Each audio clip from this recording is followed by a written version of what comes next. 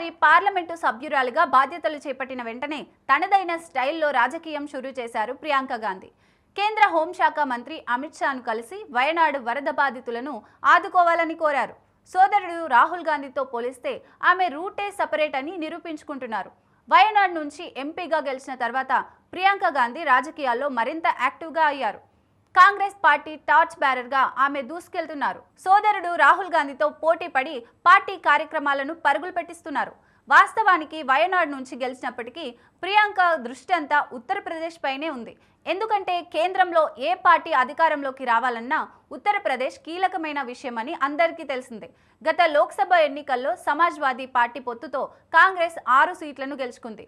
రాహుల్ గాంధీ కూడా రాయ్బరేలీ నుంచి భారీ మెజారిటీతో గెలుపొందారు. 2027లో ఉత్తరప్రదేశ్ అసెంబ్లీ ఎన్నికల నాటికి పార్టీని మరింత బలోపేతం చేయాలన్న ఆలోచనతో కాంగ్రెస్ నేతలు ముందుకెళ్తున్నారు. అయితే అదే సమయంలో తనను తొలిసారి లోక్సభకు పంపించిన వయనాడ్ ప్రజల తరపున లోక్సభలో గట్టిగా గళం వినిపిస్తున్నారు ప్రియాంక గాంధీ.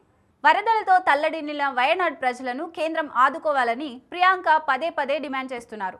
ప్రధాని మోదీ 4 నెలల క్రితం వయనాడ్లో పర్యటించినప్పటికీ అన్ని విధాలుగా ఆదుకుంటామని భరోసా ఇచ్చారని, కానీ ఇప్పటి వరకు ప్రజలకు కేంద్రం నుంచి సాయం అందలేదంటున్నారు ప్రియాంక. రాహుల్ గాంధీ కంటే భిన్నమైన పద్ధతిలో రాజకీయం చేస్తున్నారు ప్రియాంక. ప్రధాని మోదీ అమిత్ షాతో రాహుల్ గాంధీ కలిసి మాట్లాడింది చాలా తక్కువ సార్లు మాత్రమే. కానీ తొలిసారి ఎంపీగా ఎన్నికైన ప్రియాంక కేంద్ర హోంశాఖ మంత్రి అమిత్ షాను కలిశారు. వయనాడ్ ప్రజలను ఆదుకోవాలని విజ్ఞప్తి చేశారు. వయనాడ్లో ఉన్న పరిస్థితిని వివరించారు. విపత్తుతో ప్రజలు ఎలా నష్టపోయారో చెప్పారు.